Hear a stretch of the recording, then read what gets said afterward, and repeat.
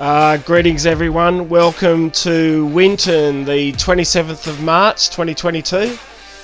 This is MG and Invited British. I've taken this off the Blendline TV on YouTube. So Triumph had a great, this is just their promo stuff. And it looks great. It shows a real lot of camaraderie between the guys, even though MGs and Invited British cars. I hope you like this. Triumph did a really good job this round. We had 4 cars. Fantastic. Anyway, enjoy. This is race 2 on Sunday morning. Back down here in the pit paddock, and I'm joined alongside by Alana and Asher Ondarchie. Thank you so much for joining us down here at the MG's garages, I guess you would say. And Alana races this beautiful Triumph Stag just behind us as well. Welcome, Alana. Thank you for joining us. Thank you very much. It's good to be here. It's good to be back at Winton. With some of the cancellations last year, we haven't been here for a year, so it's good to be back. So now that you are back at Winton, how are you settling into the tight and twisty technical nature of this circuit? It is taking me a little bit to get back into the swing of it, but I love this track. It's something completely different to Sandown where we were a few weeks ago, so it's going really well. So from the outside, looking at your Triumph, could you tell us a little bit more about the technical aspects of the car? Well, it's a 4.6 litre Rover engine. I've had the car for about 16 years now. It used to be a rally car that we've done a lot of work to make it the circuit car that it is now. And I've been doing the Vic State racing for about 10 years or so. So with lots of gaps in between with family commitments, we're back on track now to give it a good go this year. What about young Asher standing right here? Is he a promising young motorsport person in the making? He loves his motorsport. He's been a great pit crew. He does a lot of cleaning and a lot of prep with us as well to get ready for the races. And he's just getting into his go-karting, which he's loving. So that's exciting to see. Well, there you have it. That's 2 generations of Ondarchie telling us all about the Triumph and the MGs and Invited British sports cars. We'll head back to the central commentary box.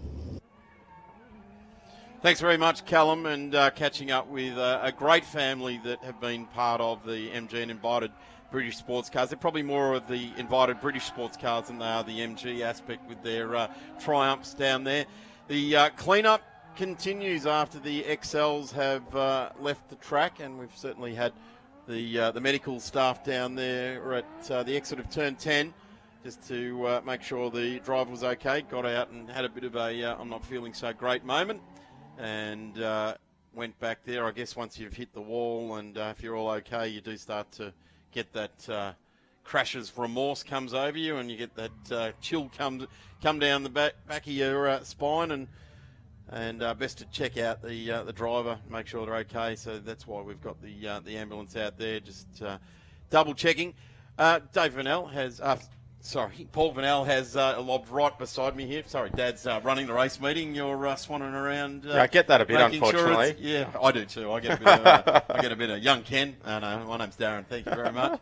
But been saying Dave Vanel quite a lot this weekend. Been a busy boy down there in the Clark course box. Of course, plenty of the officials down there that we do need to acknowledge before we go too much further.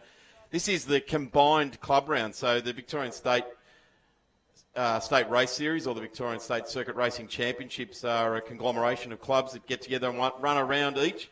Of course, this weekend is all 4 clubs get together and run this race meeting, and it's at the Clark, of course, is Dave Vanel, assistants Kristen Jackson and Terry Buxton. Great to have Terry back at the track as well. Michael Holloway being the secretary, and Alan Hamilton. Yeah, I've got Paul right next to me, mate. And Alan Patterson down there as stewards, David Cheong and Gary Gourlay. And great to have all of those officials there and all of our volunteer officials right around the track that keep the Victorian State Circuit Racing Championships running on time and running exactly to plan. There is the shot down in the marshalling area, Paul, where we've got the MGs and Invited British cars down there ready to go and head out on track. So, the officials are out there doing a track check I just introduced all of those responsible people. We might take a quick break and we'll run back down through what's going on with the Invited British the MG and Invited British Sports Cars on track in just a couple of moments. Back soon.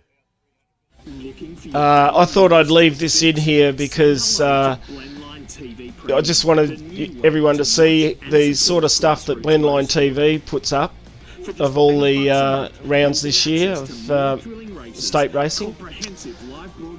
This is at Winton Racecourse, which is north of Benalla, about 200k north of Melbourne. Aussie grassroots racing with Blendline TV Premium, your home of grassroots motorsport. BOSCH Motorsport provides technology for A bit of ads for them, why not? Experience from all major categories of motorsport is in your race car when you use BOSCH Motorsport components, ignition system, sensors, fuel delivery and high-end electronics. BOSCH Motorsport brings race-proven quality and performance to your motorsport machine. Search for BOSCH Motorsport Australia or find us at boschmotorsport.com.au. There's good, there's better, and then there's BOSCH. BOSCH Motorsport, when quality and performance matter.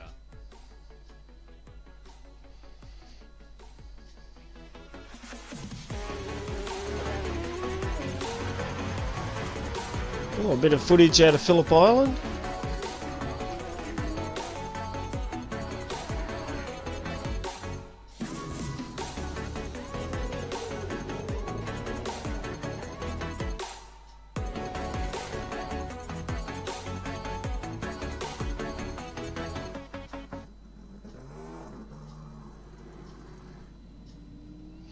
Okay, this is going out onto... Cars rolling around onto track now as we welcome to the Winton layout, the MG and Invited British Sports Cars. I'm Darren Smith and had Paul Vernell jump right alongside me. We had a bit of a false start a minute ago and we're back underway. Your cars making their way out onto track and it is a lovely day to bring these magnificent looking machines out for a race. Isn't it? This is, well, it's not very English weather, but great day for a convertible sports car to go for a drive on a Sunday, right? Fantastic, yeah, agreed there. And there's quite a few without roofs complete in this race. And I guess they get through the air a lot better when they don't have all that drag with the roof over the top of them. And certainly Robin Bailey did a tremendous job yesterday. He qualified with a 1:37.19, which was really, it was only 0.9 or 0.8 of a second over Gary Bulmer.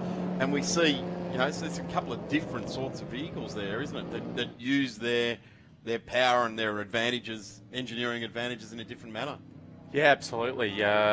Really diverse field. We've got a bit of a smaller field, I think, like a few categories. Bit of a challenge early in the year with a fairly hectic start to the season and I believe accommodation, a bit of a battle locally this weekend as well. So we had a few people withdraw in the last couple of weeks just due to not being able to find accommodation, but great to have a good quality field still. And yeah, Robin Bailey finished round one in second outright in the championship, but we are missing our championship leader, Phil Chester, who's actually on a charity postie bike ride this weekend. So good luck to Phil. A number of the competitors in the series have supported that and donated toward that charity, and hope he's doing well. But unfortunately, he's not here to take it up to Robin. So Robin's got a bit of a chance this weekend of taking the state series lead. It's a good opportunity to do that. It's like anything in life. You've got to make hay while the sun shines, don't you? Every cloud has a silver lining, and that's what we're seeing Robin do here this weekend. The number 50 has been super reliable over numerous seasons now, and he's doing double duties. He brings it to the track and does the sports cars, so he'll have a 40-minute race coming up later on today as well. Let's have a look at the grid. It'll be Robin Bailey in the number 50 on pole position. Keith Ondarchie in the Stag, who I caught up with very quickly last night. He got the fastest lap in the race, albeit on lap 3 last night. Screenshotted that and sent it as far and wide as I possibly could. Certainly drew a conversation around balance of performance. No, that doesn't exist. We're not about to do that. But Keith on the front row of the grid, and I think this is a great view for him. Clear run down into turn number 1. Gary Bulmer out of position number 3. Is the 2 on the front row. I've really got to worry about him. Michael Trathen, the next on line. Danny Siama, who came on really strong yesterday. Anthony Vollerbrecht in the 48. Next to him, Ed Ferguson and Gordon Bunyan. Alana in the number 44 there as well, who we saw with her son just with Callum before the start of this race. Michael Wood, Darren Suter, John Stevenson and Jane Vollerbrecht off the back of this grid. And some pretty serious racing, but a very strong social scene in behind the MG and invited British cars. Certainly the MG Car Club, one of the most successful over a very long time here in Victoria. And the power down for Robin Bailey, just walks it off the line there. Very nicely done there. And here's some of the roadsters, etc., in behind. The Stag drops into P2, but the number 50 gives a clean set of heels to the number 40. Here's the battle on for third already. They haven't wasted any time right throughout the pack. The number 24 of Tratham and Danny Siama in there as well. Gary Ulmer in the mix, off in the dirt there. Not nice in the slicks of the MG there. We felt that rattling all the way through the car. Yeah, Mike Tratham, a little midget. We haven't seen a lot of these in recent times. Everyone went the horsepower route, so V8s and Bs with the bigger engines, but it's good to see Mike running this year. He's having a ball getting back into it in a little nimble midget, and hopefully we can get a couple more out this year. Tracks like Winton just absolutely suit the lightweight little midgets.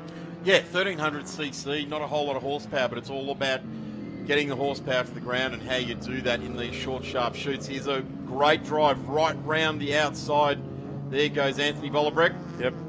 Yeah, good move by Anthony around the outside of Ed Ferguson in the Triumph, and then Gordon Bunyan, in the little underpowered Triumph, getting out dragged down the old back straight there, and Mike Wood could snaffle him up the old back straight now, a new back straight now, with the horsepower of the GT V8. But this is the beauty of a track like Winton, right? You've got big engines, V8s, but you've got smaller cars, and they're all in for it.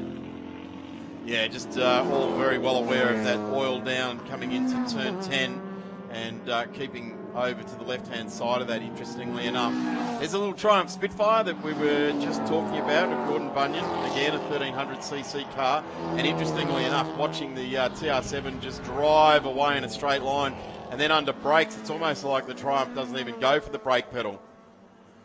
Yeah, doesn't that time. I think he just lifts off the accelerator and coasts himself in and throws it into a corner. Yeah, doing a terrific job there.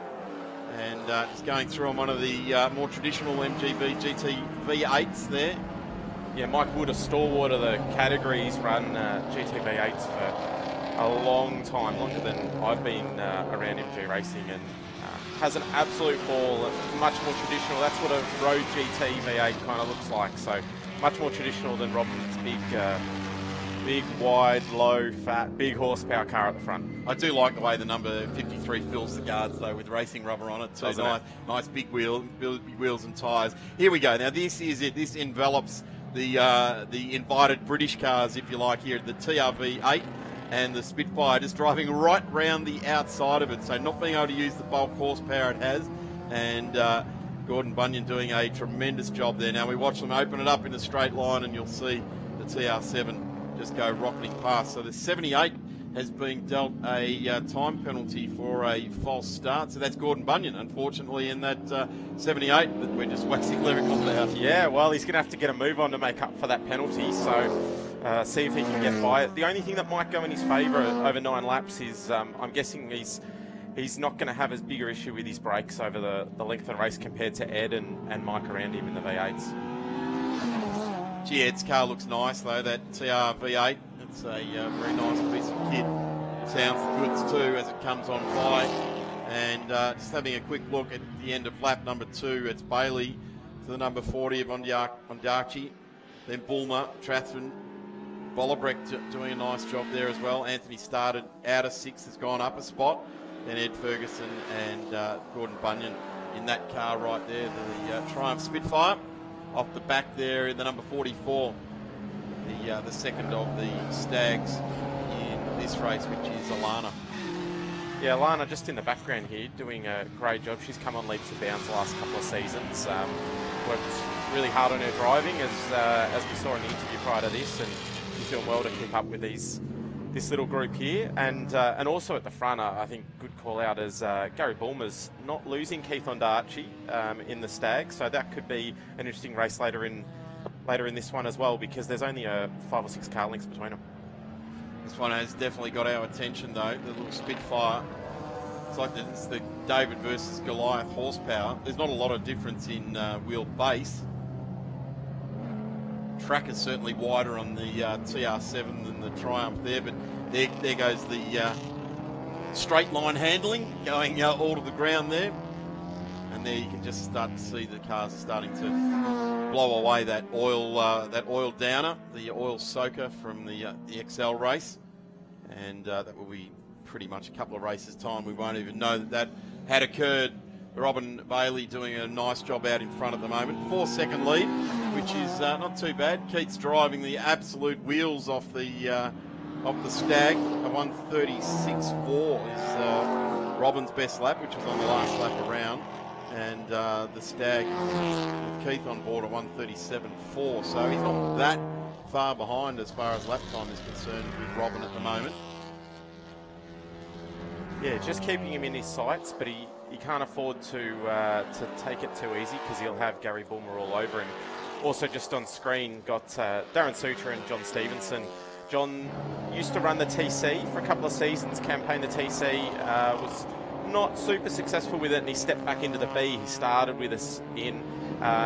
Many that may not know, John was actually part of the Holden dealer team and loves tinkering with his cars. Spent many years with Tatey and Brock and Colin Bond and that, and absolutely loves his MG racing, but absolutely loves building something crazy, which is why he built a TC in a modern era. And then Darren Suter here, he's had about a year off and he's just come back to have some fun. So it is really interesting that you say that there are a lot of races that greeting the checkered flag first is not their prime motivation, and taking something like a TC, which is in itself just to get one, is very difficult, let alone modifying it to your heart is content with what you're able to do. Coming into this round, it was this guy, Robin Bailey, on 96 points leading the way, albeit that it wasn't him that set the lap record. It was Phil Chester that did that in the Monty Powell Chester outfit. Keith Ondarchie, on 88 points. Michael Trathman on 80. Michael Wood on 62. Gary Bulmer on 61. Phil Chester got 60 points out of that opening round and a lap record, which I think that was what he rode off into the sunset. Very pleased with himself at literally Sandown. Rode off into the sunset on his postie bike. That's right. Yeah, that's what he's doing this weekend. Here's the car filling the screens now of Keith Ondarchie. This family go to the racetrack for all the right reasons. They love to represent the cars that they race, and it really is all about getting out there and flogging the pants out of your Stag and having a really good time while he does it. There he goes. He's just given it that flogging that it was come to the track to do. Points it off in the right direction, grabs the next cog, and I would say he put it up on the ripple strip there and just gassed it up, and that ended up off the track there. So that's a real shame. So Keith's just getting back onto track. Just giving himself a challenge, mate. That's all he's doing. He has. He's thrown the gauntlet down now. Got the carrot dangled out in front, so he's dropped back a couple of spots, so he'll be in and about somewhere. Anthony Vollebrecht, I think. I think I saw the midget go past, so he should be fourth. Don't think Tony got past. There's a bit of a gap back there, but just showing how hard he's driving as well. I think that's the bit you take out of that. He was absolutely pushing to try and keep with Robin, and luckily, no harm, no foul. 91 into position number 2, and with 5 laps completed, 9 laps the journey. It's going to be a fair old gap back. There's the 24 at Tratham, so Keith has gone across the line now, so ends up in P4, so that championship hunt on points has just taken a bit of a whack there, gone back 2 spots in this race, and the gap is going to be the interesting gap back to the number 40. There it is there, and we've got, it's going to be 7 seconds to the number 40, and wow, here we go. This is on right at the very front of this race. The 50 and the 91 have got together. Has Robin Bailey got an issue that he's nursing with the big beast? Yeah, it almost looks like he's having a bit of problem turning there. Don't know whether he's got maybe a tyre issue or something, but that's a shame because he was doing really well and in control of this race, and now he is nursing it. So we'll see whether he comes into pit lane. It's definitely seems like it's lost a bit of power as well. So we'll find out what's going on after the race with this one, but that's a shame. Real shame, because he's shown some great reliability with this number 50 and does have a big program. Each event he double enters with sports cars. Here we have the replay. This will be Keith. Yes, perhaps. yeah, certainly where Keith went out just onto the ripple strip. There it is, gassed it up, and a very rare mistake from the number 40. I think he saw the drifting going on the drift part of the track and thought, I'll join in. Or was that he saw the number 50 and went, wow, I'm in with a chance. I can win this. I've got this. And gassed it up.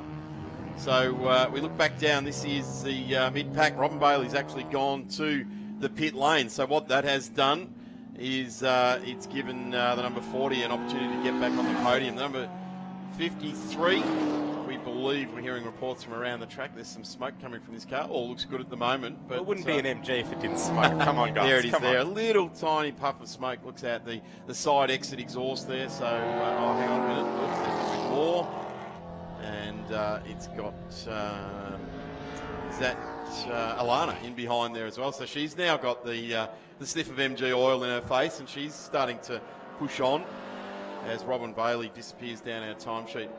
We're tied into the pit lane. Let's hope he can get that rectified for at least the 10-lapper in the MG and Invited British sports cars this afternoon. Certainly the 40-lapper for the sports cars might be a little bit too far away. There's that smoke coming from the left rear of the number 53 there. Yeah, it's not uncommon. Mike Wood's car does have a little bit of smoke later on in the races. Obviously, these cars were never designed for the temperatures that we get in Australia, let alone racing. So it is a little bit common that as the car gets a bit hotter, it starts running a little bit richer, and we see a little bit of smoke coming out of it. So hopefully nothing too serious. It is an absolute beautiful day at the track here at Winton Motor Raceway today. 21 degrees already this morning, so 10 minutes past 10, 21 degrees. We've got a clear blue sky as far as you can see. That is not any TV camera magic that we're doing there. That's exactly what the day looks like as Alana Ondarchie looks to get through on Michael Wood. She's got a bit of a challenge ahead of her. Michael's not going to offer this up in any stretch of the imagination. And the 53 putting the power down nicely. Gee, it sounds sweet, that car under heavy load. Runs up from turn 11. Sorry, runs up to turn 11. The little short loop into 12 and then the run up to the start-finish line. Alana's certainly monstering in that second run of corners. We go now to Anthony Vollebrecht and Ed Ferguson, the number 43. This is a lot more modern iteration on an MG. The number 43 heading around turn 4, and the number 43, beast of a V8 in the TR. And they loop around the sweeper here at Winton. Yeah, so just looking up the front, Keith Ondarchie now fastest lap of the race in his pursuit back towards the lead. So we'll see with just, a lap and a half to go, whether he can hit the front again. So at the moment, it is Gary Bulmer. Started out of the second row of the grid. He's leading the way with, the other car sharing the second row of the grid was Michael Trathen. And they're leading this race. Here is our race leader off on the last journey in this 9-lapper, 10-lapper coming up later on today for these cars. And here comes the number 40 all over the back of the number 24. It's going to be very interesting. Unfortunately for the 24, there's two reasonably long straights that the power of the Stag will come into play towards the end of this race. And a little bit of damage, I would suggest, in front of the 40. That air dam starting to flop around a little bit. Looks to the inside around the sweep, but the 24 of Trathen holds on, and that is the, the distinct advantage that the number 24 has over the 40 at the moment, is that it will get round corners without easing the throttle one little bit. Absolutely, and great racing, fair racing between the two of them, giving each other a bit of room around there. I mean, how many times do you see that?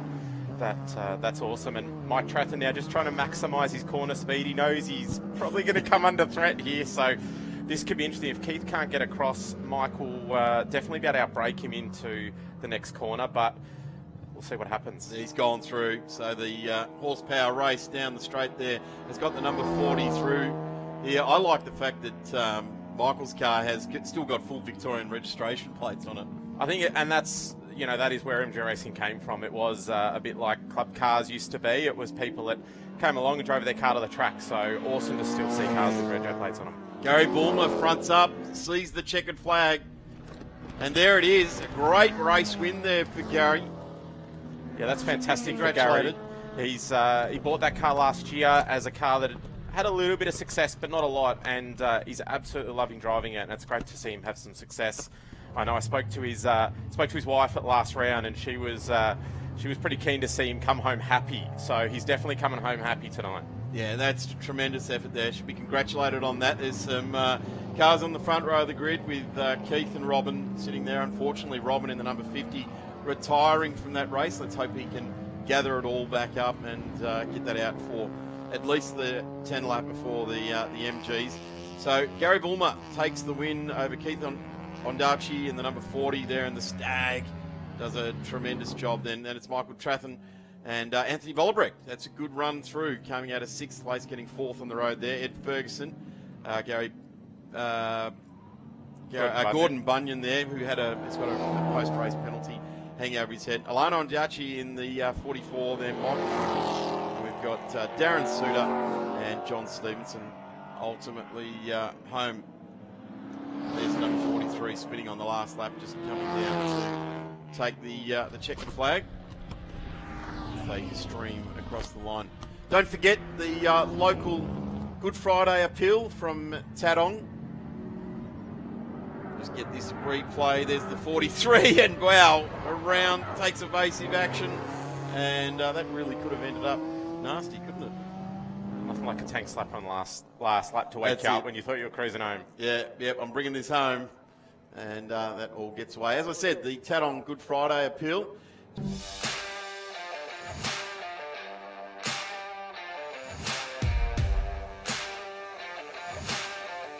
Okay, this is race 3 on Sunday of the event, 2-day event. Again, Triumph did really, really well, and how's that tank slapper of Ed Ferguson right at the last lap? My goodness me, heart in the mouth stuff, I'm sure. Goodness. Anyway, I hope you like this stuff. It's really good. I like it. Fantastic job, you guys. Blendline, fantastic.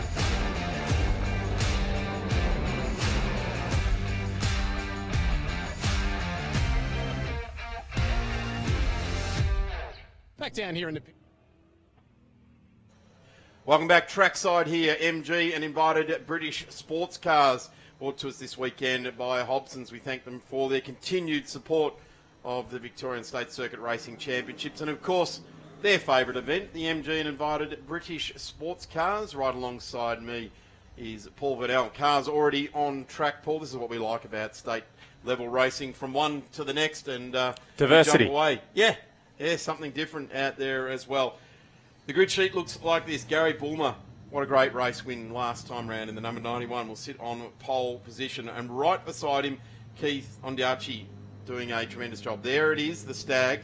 And in the next line behind him will be position number 3, Michael Tratham, Anthony Vollebrecht in there as well. Alana Ondarchie in the 5, actually, starting out of position 5 in car number 44. Gordon Bunyan, great result there for the little Triumph to be in 6th spot there. Michael Wood next with Ed Ferguson, Darren Suter, John Stevenson, Robin Bailey, who... he is out there. Yep, there he is. Did not finish the last race, which is very unusual for Robin, and I just, as always, commentator Kirsten talked about how reliable that particular race car, and it's a rapid piece of kit too, was going. Danny Siama and Jane Vollebrecht at the rear of the grid in the number 47. In fact, can't see. Yeah, so Jane unfortunately not taking the start on this one, and Danny found a small engine gremlin and has decided to save the car for Phillip Island rather than have to do a full engine rebuild, so he's decided to take it easy and pack the car up. Robin, after the last race, small electrical gremlin kept him from finishing that one. It was. No way. It was, and he hopes to have sorted it. Again, same thing. He said, I probably could have kept going, but if I'd have done damage, I would have kicked myself. So decided to play it safe. Hopefully he has fixed it. They have been working on it feverishly. One of those 5-cent part scenarios in the end. I find that hard to believe with all the engineering that goes into these vehicles. Is there such a thing as a 5-cent part? Probably not In in 1970 when they first got them, Yeah. they were 5 cents. They're now $8.50. Probably not in that monster, but no, great to see him back out there, and he'll be looking to get back to the front and pick up some points wherever he can here. Gary Bulmer was absolutely dancing on the rooftop after the last one. He was almost a Stephen Bradbury moment, but as he said, you've got to be in it to win it. There would have been plenty times that he didn't greet the checkered flag himself in racing. So Gary is there. There is the green flag. We were left with a pretty compact field of MGs and invited British cars. And we've got the first row representative of the title of the category. And away they go. It's a pretty even takeoff. In fact, have a look at Alana in the 44. But the 40 gets second gear change done well and drives away. Look at the open top stag there with the 43 right alongside of Ed Ferguson pushing on hard. And here comes Robin Bailey, the big V8 thumping the ground, looks to the inside of the stag, allows plenty of room. That's exactly what we're wanting to see. And Robin Bailey in the number 50, he's not urgently trying to push his way through. In fact, he's just seeing the opportunity and taking advantage of it. He knows he's got a technical advantage with the car he's got underneath him. There's no point having anyone off along the way. And look, he's been around long enough to know that you don't win the race on the first lap. You've got to be there on the last one. So he'll be taking it easy, getting his way through the field nice and smooth. Good start by him, but up the front you can see a great battle. Plenty of Wolfchester product used on that Silver Stag between race one this morning and this afternoon. I saw a few Wolfchester products chucked in the bin from Keith. He'll be looking to try and get out in front. He knows that that big V8's coming for him. But Mike Trathen was saying that just trying to get up to speed a little bit still here. It's been a while since he's been here racing, and the tyre's probably a little bit old. So he's getting quicker every lap, he said. Here's Robin Bailey in the number 50. Carved up a bit of the field already, and I've got to say he's done it in a very gentlemanly fashion. He hasn't put the nose in and bullied his way through. He's just seen the opportunity and pushing through in the number 50. There is 10 laps the journey, which is going to be a pretty tiring journey. We're nudging up in the high 20s. Oh, no! The pole sitter, Gary Bulmer, slowing, coming out of the final corner. And here he is, just trundling down, driver's left past the start line. And, well, I'm so glad he did a victory dance early on in the day, because that is motorsport, isn't it? Right there, the highs and the lows. The highest of highs to the lowest of lows. The lowest of the lows, and boy, aren't they ever. Have a look at this. Anthony Vollebrecht is weighing in on the result here this weekend in the 48. Numerous eras covered by decades of MG and invited British sports cars. Have a look at this. This would be a tricky operation, running two stags in the Victorian State Circuit Racing Championships. But, oh, look at this. Sad, sad sight. Gary Bulmer will be scratching his head wondering what could have been here today. I'm just going to put a little call out for also Asher Ondarchie, who's Alana's son. He's been sweeping the gravel out of the garage between races, and I reckon there's a chance we've got a third stag on the way. Good to see. We saw actually in one of the packages earlier on today the interview with Alana and the family there. I've got to say, well, you and I, a testament to it, Paul. A family that goes racing together stays together. That's right. A little bit. That's right. Mostly. That's why you'll notice Keith's got to cut much faster. That's right. They'll always stay together because Alana can't catch you. Yet. Wait till the next generation swings in and That's right. gets thrown aside. They really love going racing. Here comes Robin Bailey now. He's going to appear big in the mirrors of the number 40. The number 50 right up behind now. And sits there. He's not going to be aggro about it. There's no aggression. We'll let the number 40 know, appearing in the mirrors. Look, Keith won't make this easy, but he does have a little bit of a disadvantage to Robin. So Robin should make it pretty easy down into turn 3. Does it well there. The number 40 just eases off the steering wheel just to make sure they both get through safely. I guess the other thing is that for the next half a lap or so is that Keith can start to learn a little bit more about how to get around this track when you've got a little bit more horsepower.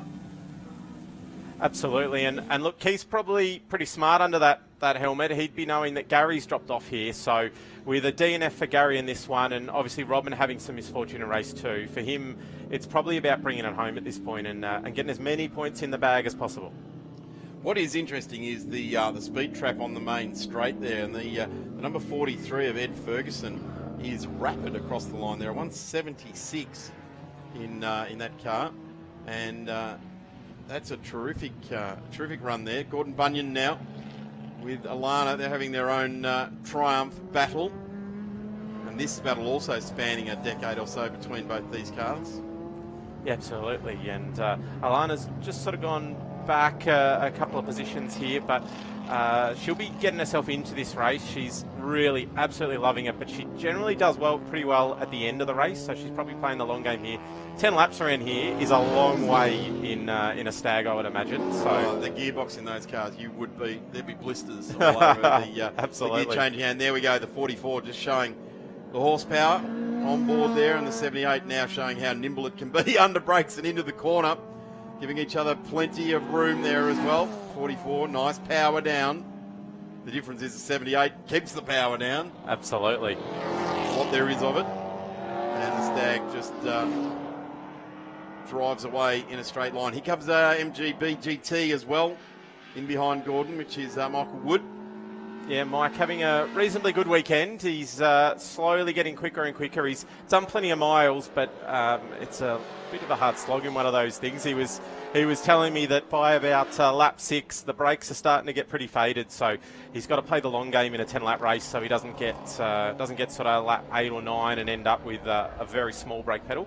A little bit of pumping required, so he'll be playing the long game here, and probably also just trying to keep some clean air into those brakes, keep the brakes as cool as possible, even though it's a pretty hot day out here. Also good call out, Darren Suter down at the moment in 9th. He's haven't seen much of him on the screen, but he's having a great weekend. Bit of a test and tune for him as he gears up for the rest of the year. See Gordon Bunyan under Alana again. These two having an absolutely amazing battle, and really good to see so much fair racing. The epitome of David and Goliath to a degree. Small car, much more nimble around the back here, and then the V8 starts using its legs. So Alana's got her work cut out to try and clear him. She almost needs to get by a bit earlier and clear him before they get back to that same part of the track, so she can come out in front next time. One thing's for sure, if I know the camaraderie down in the pit area for this category, is that both of these protagonists will have a big smile on their faces. They pull off a sweaty old helmet at the end of this race. 27 degrees here at the track, so I bet these two will be absolutely rapt that they've got their roofs off here today, because let me tell you, Robin and Keith will be absolutely sweltering in their closed-top vehicles. Don't forget, Robin's got to back it up with a 40-minute race in, half an hour after this, so he won't need the gym for the next 3 weeks after this. What he'll need is some H2O. That's what he will need. He'll need to keep himself well and truly hydrated. It's a long old tow back to the suburbs of Melbourne in the sun blazing down on you. There's the 43 now coming 8th, which is Ed Ferguson, and that's the car we're saying is pretty quick in a straight line, 172 kilometres an hour. It's only eclipsed by Robin Bailey and Keith Ondarchie, but only just. They're 175 for Robin and 179 for the number 40 Stag. Yeah, and this car of Ed's, it's a fairly new build, so he's still getting some teething issues out of it. It's got some good grunt, but just got to get it to stop and turn a little bit more. But this is only, I think, its second race meeting since he's built it, and he's got a bit of learning still. That car will get quicker and quicker. He built it with the idea of getting up to where Keith is, so that's his plan. A little bit of way to go, but he's getting there.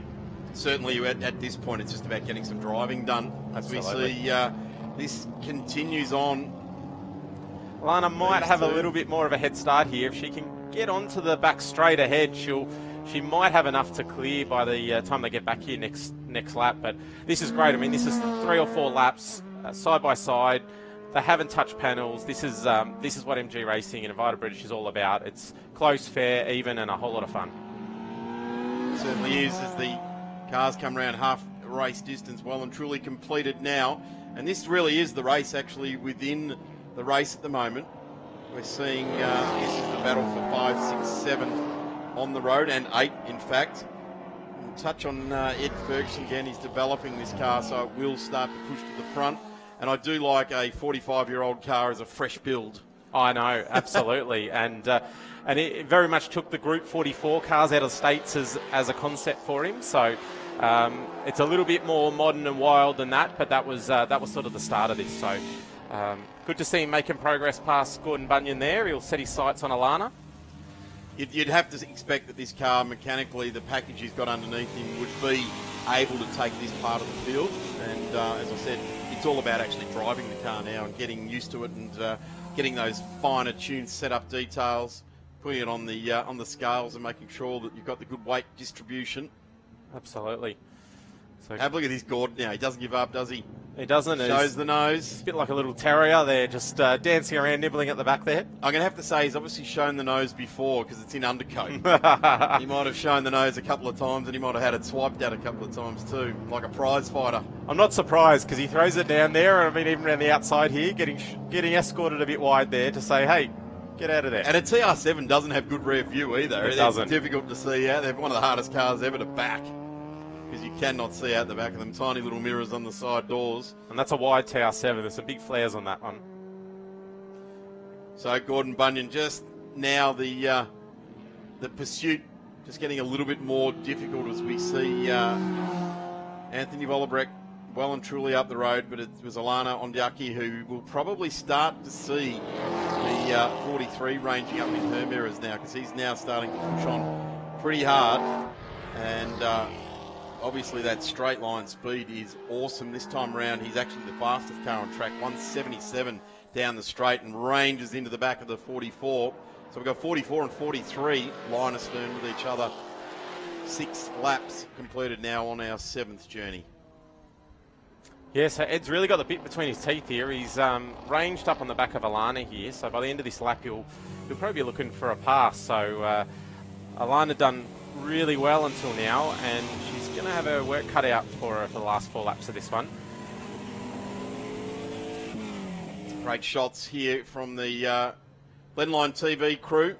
Check out their YouTube channel after this weekend, and I do know there are lots and ever-growing groundswell of support for watching the replays of these events on weekends as well. So gives a good opportunity for all the category sponsors and the potential for series sponsor for the Victorian State Circuit Racing Championships to get viewed and viewed and viewed, not just live. Oh, as Ed goes wide, and that is the tyres protesting. A big understeer off, and then a good set of, let's call it, Victorian Rally Championship fishtails as he rejoins the track. I think he's been watching the drifters over on the skid pan a bit much there. That can grab your attention, can't it? Yeah, he might have got a bit distracted there, but just as you called that out, Darren, just a big thank you to all the officials out there trackside. It's pretty hot in the sun today. They've done a great job.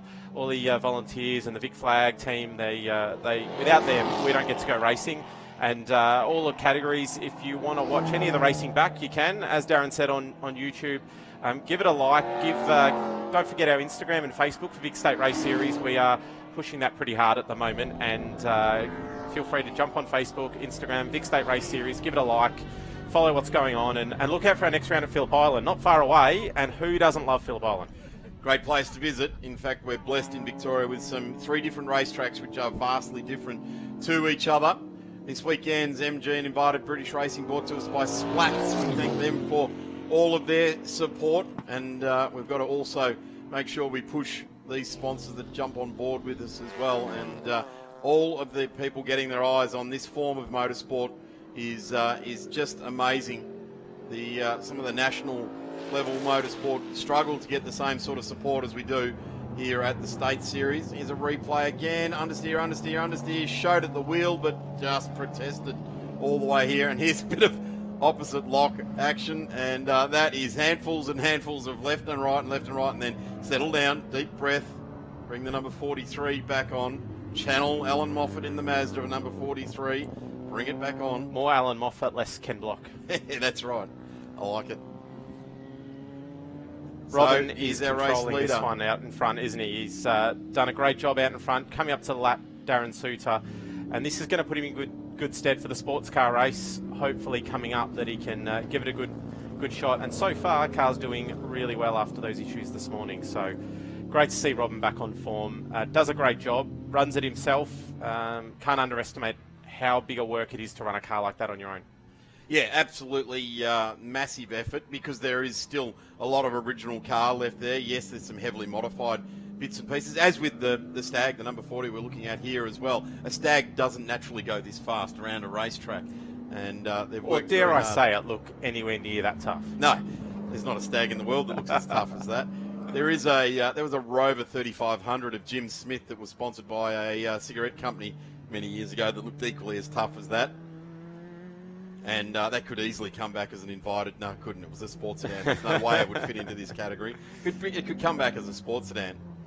The 24 here, Michael, on screen. Again, ringing the neck of this little 1300cc car. It's a car that you cannot get a rest at. You've got to drive it every millimetre of the race. And you've got to rev it hard, drive it hard. It's great to see him having a good run. And, even though he isn't able to match it with those front runners, consistency is key, and he's going to pick up 3 good results this weekend. Great to see the little midget fighting hard. Yeah, it certainly is. Traditional fare for MG races in the midget. It's what they were designed to do. It's just a horsepower race now, and he's on a podium, so he's doing a tremendous job. It's always a great weekend if you can bring away a race win, but if you can be outpowered and still get yourself on a podium, it's a terrific result. This guy has to back it up. We've got a Hyundai Excel race between now and when he has to be out there with the sports cars, and we're talking the best available in the world of GT3 are going to be out there. Audis, Porsches, Cup cars, all of those bits of kit. Of course, the Sin as well will be out there. So Robin's going to have to, as I said, hydrate. His plan is he's driving in, they're putting as much fuel as they can get in it, and then he's going down a dummy grid. So that is going to be a great effort to see him in sports cars. The biggest problem with hydrating and then doing a 40-minute race is that it comes out eventually, doesn't it? So Absolutely. Sweats it out. Let's hope that that's the way it comes out as he points up to the finish line there, and Robin Bailey from rear of grid takes a race win. We've seen that a little bit today. Cars coming from rear of grid and being ever so classy in the way they've gone about it and pushing through for podium results. And at the moment, the race is still raging out there on track. Here comes Keith Ondarchie. He's had a pretty lonely race, except for a bit of a battle in the first few corners with Robin Bailey, stamping his authority on, albeit second in this race, and driving car 40, the Energy Assist outfit, very nicely indeed. I love the vent windows off the side here, getting lots of fresh air into the stag. And across the line he comes, ever so gingerly too. That's not wide open throttle. He's probably at this point going, oh, well, I mean, Energy Assist, he's assisting his energy, not using as much fuel as he needed to, so. I like it. Bringing a lifestyle to the racetrack right there. Absolutely. This is a drive, a ripping drive to bring this midget home for the last spot on the podium in the Splat MG and invited British cars to the line. Michael's driven that car very hard all weekend. A fantastic result for the number 24. Michael Stratton finishes the race in P3. The competition still goes on. Anthony Vollebrecht and Alana Ondarchie haven't made it to the line yet. Here comes the 43 with Michael Wood in behind. Now they've swapped spots in this last lap of the race. Vollebrecht gets home in the 48 into position number 4. Alana Ondarchie finishes in the 5. So family members in the 5 with the Ondarchies. And there it is, the confirmation of the top 5. Bunyan gets through in the Spitfire in 6. Ed Ferguson in the TRV8. Michael Wood in the MGB GT V8. And Darren Suderholm there. Confirmation, number 50 of Robin Bailey takes the win for Splat this weekend in the MGs.